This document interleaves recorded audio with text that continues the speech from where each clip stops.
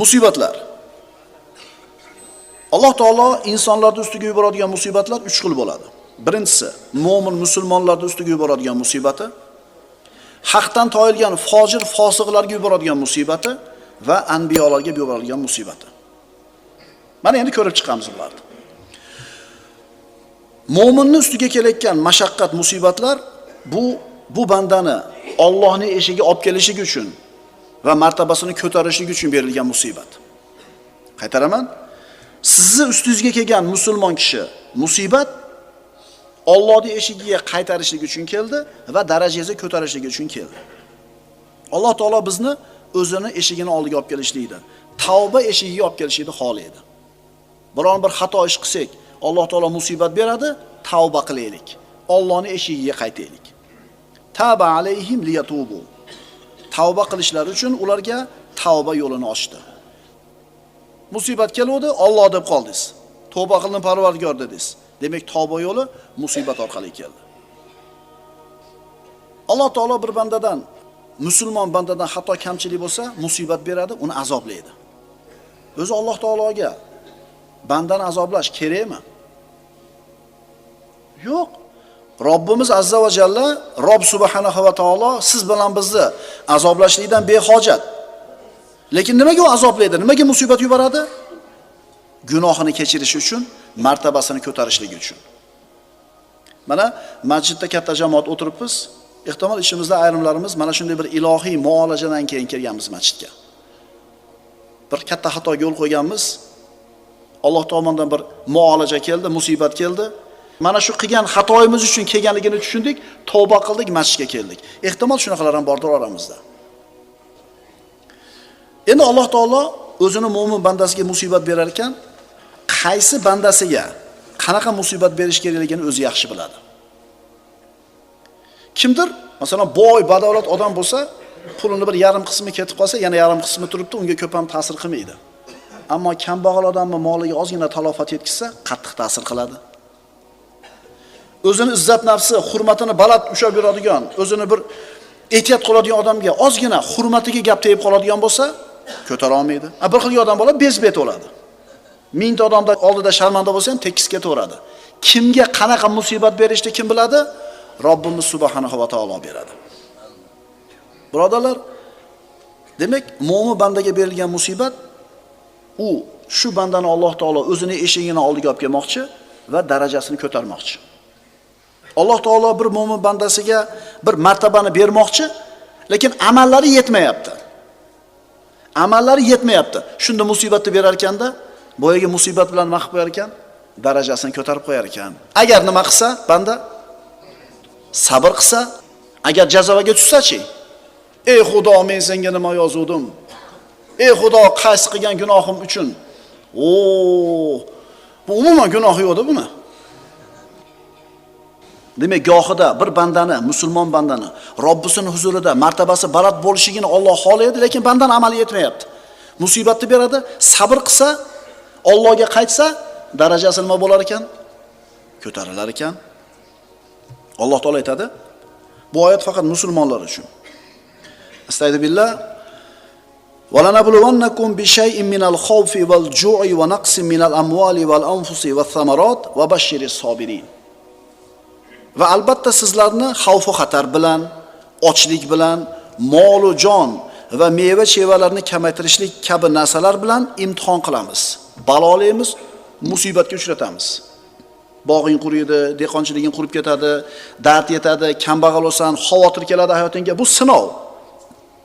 Biron musibat kelganida albatta biz Allohning bandalarimiz va albatta biz u zotga qaytguvchilarmiz deydigan sabirlarga xush xabar bering. Inna lillahi va inna ilayhi roji'un deydiganlarga xush xabar beringki, ular kimlar? Ulaika alayhim salavatun min robbihim va rahma va ulaika humul muhtadun. Shunaqa deydiganlar ana o'shalarga Parvardigorlari tomonidan salovat, mag'firat va rahmat bordir. Ana o'shalar haq yo'lni topguchidirlar. Musibat kelganda inna lillahi va inna ilayhi rojiun deb sabr qilib rozi bo'ldimi? Mana shu odam to'g'ri yo'lda deyapti Alloh taolo. Qaysi qilgan gunohim uchun deyotgan emas. Inna lillahi va inna ilayhi rojiun. insonlarning ustiga keladigan musibatning birinchisi mo'minlarning ustiga keladigan musibat. Bu musibat bandani Allohning eshigiga olib kelishligi uchun, martabasini ko'tarish uchun berildi. Ikkinchi musibat Allohning yo'lidan chiqqan, haqdan toyilgan fojirlarga beriladigan musibat. Bu ularni yo Allohga qaytarish, yo vayron qilish uchun berildi musibat. Bu endi boshqa toifa, bu musulmon emas. Bu iymondan uzoq odamlar. Musibatning 3-turi anbiyolarga beriladigan musibatki, bu ularni kamolotga yetkazishlik uchun berilgan musibat. Ulardagi mana shu komillikni kashf qilishlik uchun berilgan musibat. Anbiyolar iymon e'tiqodda, ular haqda. Endi bularga nimaga sinov keladi? Xato qilmasa ham. Bularni darajasini ko'tarish uchun, komilligini kashf qilish uchun. Payg'ambarimiz sollallohu alayhi vasallam Habibul Haq, Haq subhanahu va taoloning eng yaxshi ko'rgan bandasi Toifga chiqdilar piyoda. Toif ahli Rasulullohni masxara qildi. Haqorat qildi, toshbo'ron qildi. Muborak tovonlardan qon oqdi. Nima uchun edi bu? Payg'ambarimiz sollallohu alayhi vasallamning kamolatini ko'rsatishlik uchun. U zotni nafsini, u zotni zotini komillikka yetaklashlik uchun. Mana o'sha toshbo'ron bo'lib haydalganlaridan keyin o'tirib duo qildilar. Robbi illam yakun bika g'adabun alay fala ubali. Mana shu musibatda turibman, lekin menga g'azab qilmayotgan bo'lsang bo'ldi. Ya'ni sendan bo'lgan qo'rquvim hamma narsadan ustun. Bu narsalarga parvo qilmayman. Rasulullohni kamolatini ko'rsatish emasmi shu? Lekin afiyataka avsali. Lekin ofiyating, saqlashing menga kengroq dedi. Endi qarab turing. Musibat kelganda sabr qildi, komilligini ko'rsatdi payg'ambarimiz sollallohu alayhi vasallam. Endi intiqom olishlikka Alloh taolo imkon berdi. Tog' farishtalari keldi. Ya Rasululloh, agar xohlasangiz mana shu shahar ahlini ikkita tog'ning orasiga shunday bostirib tashlayman dedi. Sabr qilishlikda komilligini ko'rsatdi, endi avf qilishligida ham komil ekanligini ko'rsatdilar sallallohu alayhi vasallam. Bal arju an yukhrijallohu min aslabihim man ya'budulloha wahdahu la yushriku bihi shay'an dedilar. Allohdan ularning zurriyotlaridan Allohning yolg'iz o'ziga ibodat qiladigan insonlarni chiqarishini umid qilaman dedilar. Payg'ambarlarning musibatlari ochish, kashf qilishlik, fojir fosiqlarning musibati qaytarishlik yoki vayron qilishlik, mo'minlarga kelgan musibat Allohning eshigiga olib kelishlik va darajasini. Qarang, musibatda nima ekanligini tushunganingizdan keyin musibat ham sizning foydangizga ekanmi? Shuning uchun bilgan zotlar bilan bilmagan kimsalar barobar bo'larmi deyapti Alloh taolo.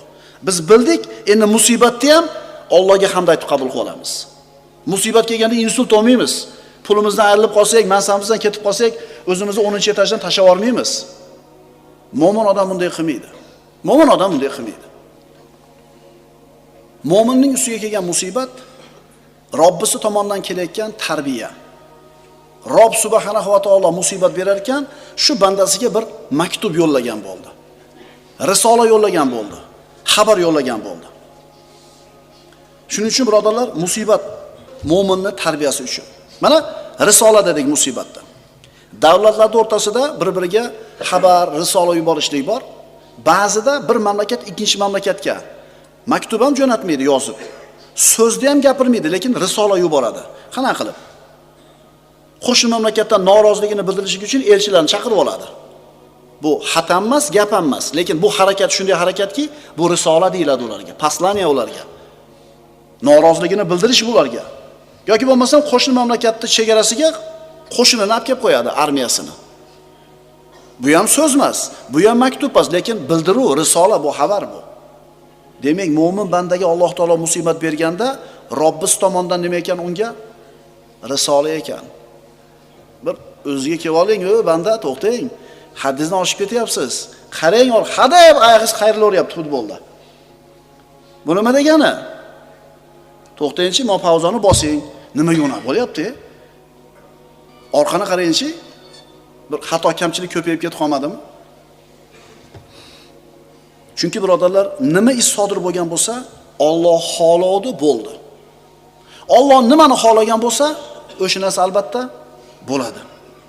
Allohning xohish irodasi mutlaq, komil hikmatga bog'liq. Komil hikmat esa mutlaq yaxshilikka bog'liq. Oqil inson, oqil mo'min inson uni boshiga kelgan musibatni hikmatini anglay oladi. Tarsada bururdi otangiz. "За что?" deysizda. U ota sizni yaxshi ko'radi. U ne za что urmaydi. Urdimi demak bir narsa bor. Kech-kecha o'ylab yurasiz. Nimaga urdi ekan? O'zi yomon ko'radi, o'shuning uchun urdida. Agar dushmaningiz sizni yomon ko'rgandan ursa tushunasiz. Yomon ko'rgan endi otangiz urdida sizni bir musibatni boshingizga solib qo'ydi. Chat mashinani olib qo'ydi qo'lingizdan. Kalitni ber dedi. Bak, piyoda yurasan dedi. Bilasiz otangiz sizni yaxshi ko'radi. Bilasizki yomonlikni ravo ko'rmaydi. Jazo keldi. Istaysiz a? Topsangiz yutdingiz. Agar topmasangiz yuraverasiz. Bir yosh bola otasiga aytdi. "Dada" dedi. "Men maktabda o'qimayman" dedi. Ota qaradi-da, "Bo'pti, bilganingni qil" dedi. Bola uchun bayram. Maktab yo'q, ertaman turish yo'q, dars tayyorlash yo'q, vazifa yo'q, mas'uliyat yo'q, kenglik, ozodlik. Har kuni o'yin-kulgi, xohlaganini qiladi. Shunday bola ulg'aydi. Shu ota shu bolani shu gapi uchun jazolamasdan o'z holiga tashab qo'yib, unga yaxshilik qilgan bo'ldimi? Demak, kelayotgan musibat nima ekan biz uchun? Xat ekan, xabar ekan, risolat ekan, bildirish ekan. Endi boyagi bola ulg'aydi. Katta bo'ldi, na ilm bor, na attestat diplom bor, na hunar bor, na uy bor, na xotin bor, na mashina bor, hech narsa yo'q. Endi mana shu bola alamda, norozilikdan otasiga nima deydi? "Ey dada" deydi. "Nimaga o'sha yosh bola paytimda, shu gapni men gapirgan paytimda menga bir shapaloq urib yoki qandaydir bir jazoni berib turib o'qiysan demagan edingiz" desa, haqqi bo'ladimi, yo'qmi? Bo'ladi. Demak, birodarlar, biz ustimizga kelayotgan musibatlar bu qanaqa ko'rinishda bo'lmasin. Iqtisodiy mushkulami, salomatligimizga bir dard yetdimi yoki bir qandaydir ishimiz yurishmayaptimi? Bularda bari bizga berilayotgan tarbiya. Alloh xohlamaydi bandasini, mo'min bandasini azoblashni, qiynashni. Lekin banda shunga loyiq ish qilib qo'yganda ta'lim bo'lish uchun nima qiladi? Beradi. 5 ga kirgan bola sariq oldi, enasi ushab turibdi. O'zi uxlamay uxlatar edi. Yemi yedirar edi. Kiyimi kiydirar edi. Shunaqa mehribon enasi doktorga olib borib ushab turibdi. Haligi doktor opa ham nima qilyapti? Shu tomirini topolmay sayoryapti, dod deyapti, tushunmayapti bola. Insonga kelayotgan musibat ham shunga o'xshar ekan. Tushunmaydi.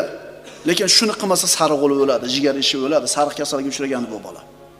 Shuning uchun birodarlar, Alloh, Robbimiz, Robb subhanahu va taolo bizni yaxshi ko'radi. Bizga musibat berishni xohlamaydi. Allohga keragi ham yo'q buni. Bu musibat biz uchun, chunki Robb tarbiyalar ekan. Alhamdulillahi Robbil alamin. Necha marta aytamiz bir kunda? 30 marta aytamiz birodarlar.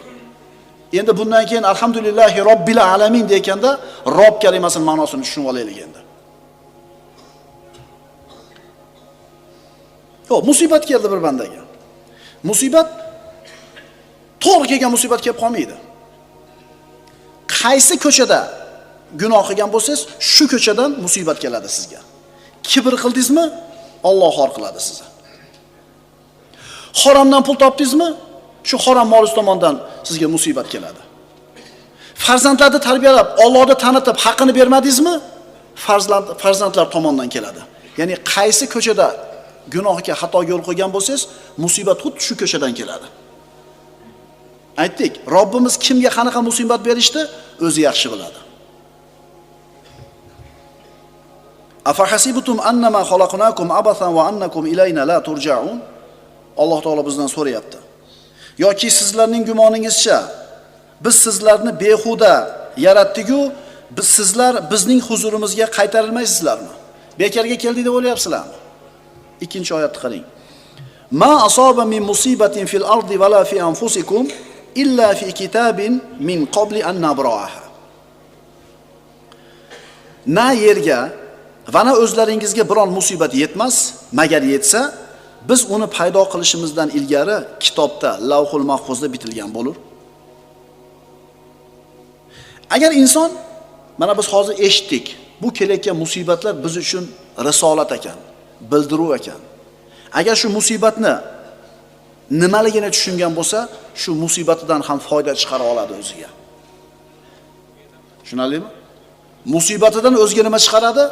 Foyda chiqaradi. Boshimizga nima kun kelsa, birodarlar, biz musulmon sifatida nima deymiz? Albatta buni hikmati bor deymiz. Palonchi mashinani olaman dedingiz, sotilib ketib qoldi. To'kinchi mashina olamiz dedingiz, ulgurmay qolibsiz. Jazavaga tushmaysiz. Nima deysiz musulmon sifatida? Nima deysizlar? Va, olganimda zo'r bo'lardi. Monchaga klientim bor edi. Yeta olmadingizmi? Aytingki, buni hikmati bor orqasida. Qalbingiz nima bo'lmaydi?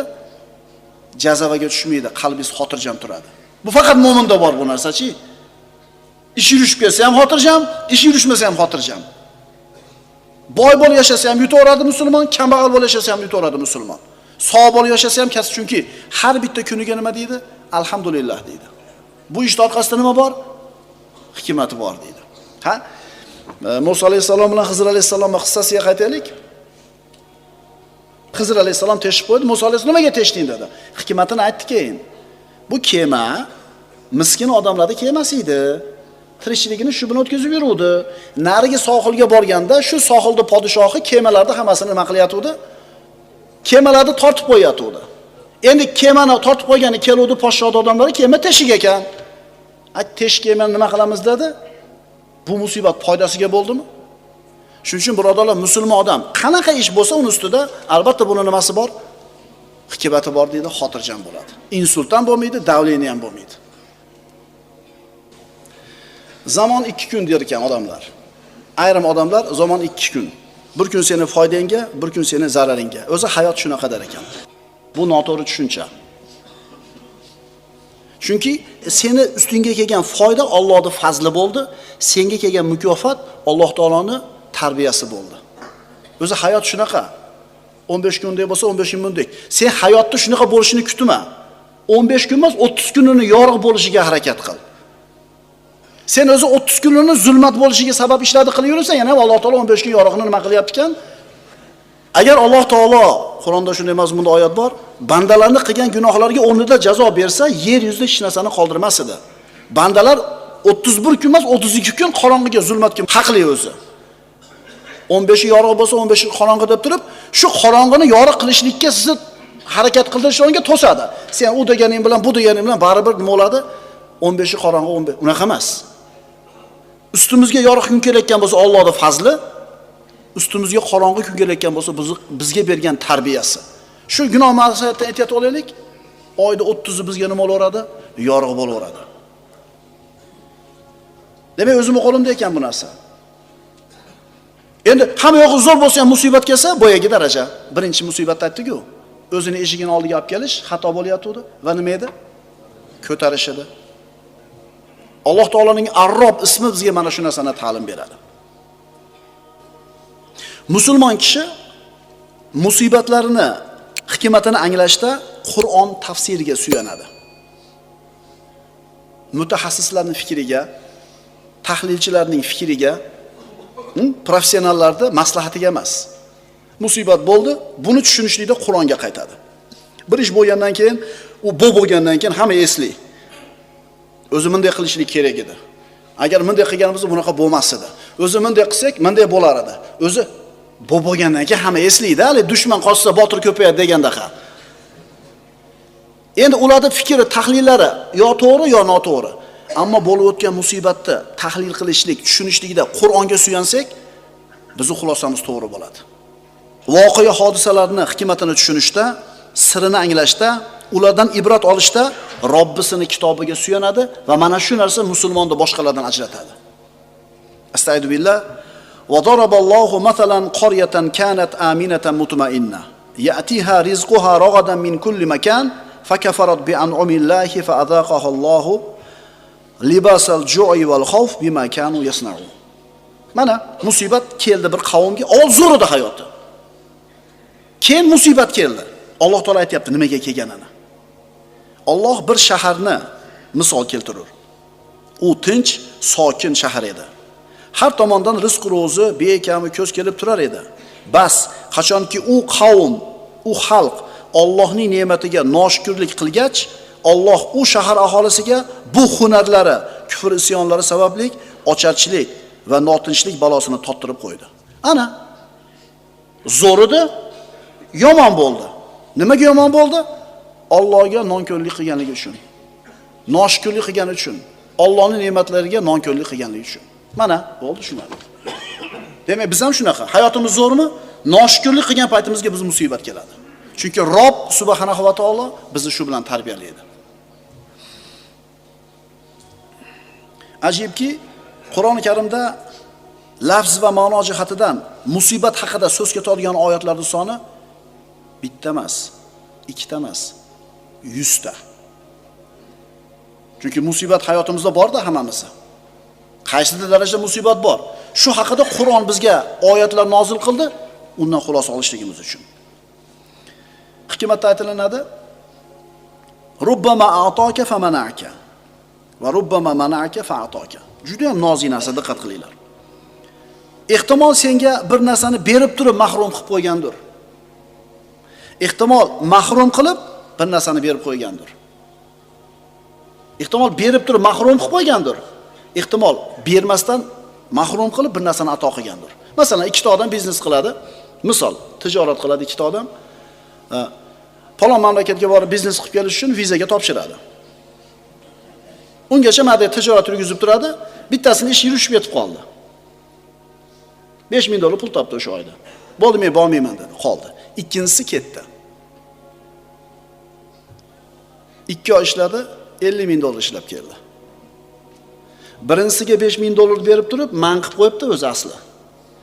Ikkinchisiga shu 5000 dollarni ma'da bermasdan nariyada 10.000 dollar beribdi. Shuning uchun bilmaysiz, sizga bergani u berganimi yo man qilganimi? Siz bilmaysiz, sizni man qilgani bu man qilganimi yoki berganimi? Yaxshi ham bo'lmaganimi? Mana bo'pti.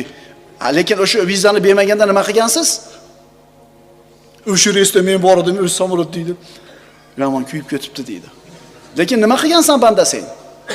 O'sha viza chiqmaganida, o'sha samolyotga chiqa olmaganingda. Aytyapmiz-ku. Nima ish bo'lsa biz ustimizda, nima deyishimiz kerak ekan? Bu ishning orqasida bir hikmati bor. Mashi gap doim tursin tilimizda. Buni bir hikmati bor deysiz. Xotirjamsiz. Aptekaga ham yurmaysiz, valakardin ham ishmaysiz, enaplin ham ishmaysiz. Demak, ehtimol senga bir narsani berib turib mahrum qilib qo'ygandir Robbing. Ehtimol mahrum qilib turib bir narsani nima qilgandir Robbing? Berib qo'ygandir. Demak, mana shu mahrum bo'lganingni hikmatini anglasang, mana shu mahrum bo'lganing bir narsaga ega bo'lganing kelib chiqadi. O'z-o'zidan siqilishdan, o'ylanishdan, tushlikda qutulasan, balki nima qilasan? Xursand bo'lasan. Alloh subhanahu va taolo bandalarni azoblashdan behojat.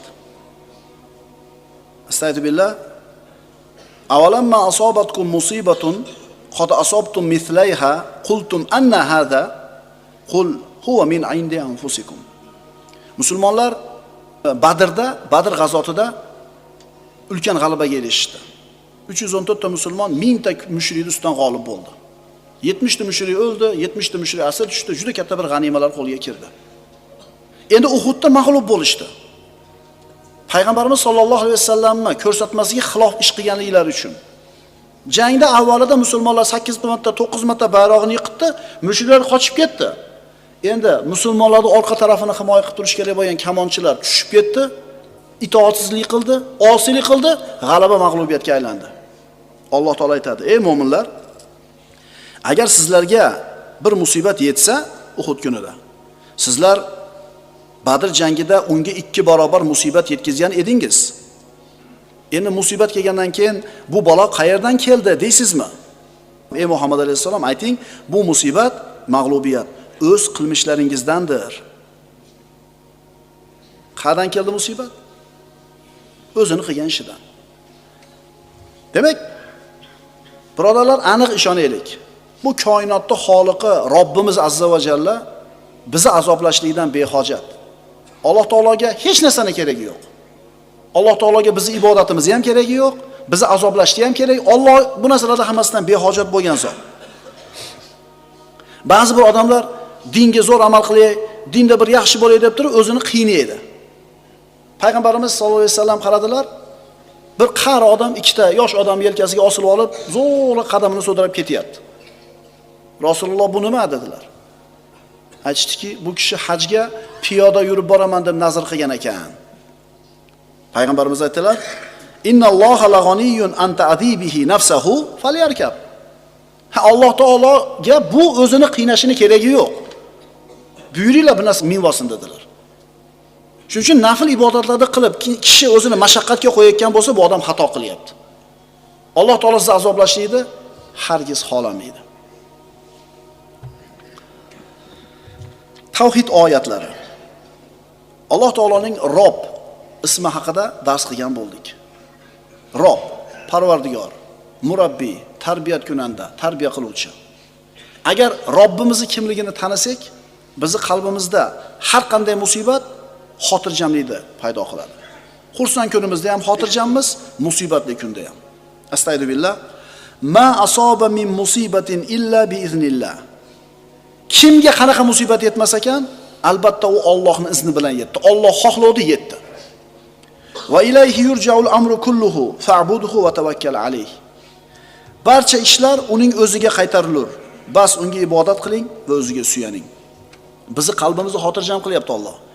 Meni aytgan bo'ladi deyapti Alloh taolo. Sen ibodat qil, menga suyan deyapti. Qarang, buyurishdan, ibodatga buyurishdan avval bildiryapti, qalbimizga taskin beryapti. Sen o'ylama shu narsani, meni aytganim bo'ladi deyapti Alloh taolo. Shuning uchun xotirjam bo'lib ibodatingni qil, meni o'zimga suyan. Ma min dabbatin illa huwa akhidun bi nasiyatiha. O'rmalagan narsa borki, barchasi u zotning qo'l ostidadir. Va ma tasqutu min waraqatin illa ya'lamuha. Biron barg shoxidan uzilib tushmas, magar u bilir. Birodarlar, bu faqatgina iymoni bor odam bu narsani idrok qiladi, iymoni bor odam buni anglaydi. Qaytarib aytaman, bu musibatni sizga foyda ekanligini, orqasida hikmati borligini, sizni manfaatingiz uchun ekanligini anglashlik, tushunishlik faqat iymoni bor odamga berilgan. Shuning uchun musulmonlarni Alloh yaxshi ko'rsa, nimaga xor bo'lyapti deb tushunmayotganlar, sen namoz o'qib nimaga kambag'alsan deydi. Men namoz o'qimasam ham zo'rman deyapti. Tushunmayapsanmi shu nimaga kambag'alligini? Bu musibat tushunmayapsanmi? Demak, iymoning yo'q sening. Chunki iymoni bor odam idrok qiladi bu narsani. Allohga iymon keltirgan kishigina o'zining ustiga kelgan musibatning hikmatini anglaydi. Har bir musibatning ortida hikmat bor. Agar u inson mana shu hikmatni anglasa, mahrum bo'lishlik u uchun ayni ato qilishga aylanadi. Agar ustiga kelgan musibatda nimaligini tushunsa inson, mahrum bo'lgan kuni o'zi asli bir narsaga ega bo'lganligini anglaydi. Va alloh istaqomu ala tariqati lasqaynahum ma'an ghadaqa. Albatta agar ular to'g'ri yo'lda ustuvor turganlarida, albatta biz ularni mo'l yomg'ir bilan sug'organ bo'lar edik. Endi qurg'oqchilik berdimi? Demak, haq yo'lda ustuvor turishmabdi. Qurg'oqchilik keldimi? Demak, Allohdan uzoq bo'lib qolibsizlar. Endi nima qilinglar? Qaytinglar. Walau anna ahlal qura amanu wattaqaw la fatahna alayhim barakatin minas samai wal ard. Darsimizning nihoyasi. Agar u qishloqlarning ahli iymon keltirib, taqvodor bo'lganlarida edi, albatta biz ularga osmon yerdan barokat darvozalarini ochib qo'ygan bo'lar edik. Xulosa, inson o'zining ustiga kelayotgan musibatlarni Alloh taoloning Ar-Rob ismiga bog'lay olsa, qalbiga kirgan Qur'oniy nur bilan ular haqida fikr qilsa, shunda u kelayotgan musibatlarning hikmatini anglaydi, tushunadi. Shunda mahrum bo'lishlik, ato qilishlik degan narsa ekanligini anglab yetadi. Alloh subhanahu va taolo siz bilan bizni o'zi tarbiya qilsin. Alhamdulillahi robbil alamin. Aqulu qawli hada va astagfir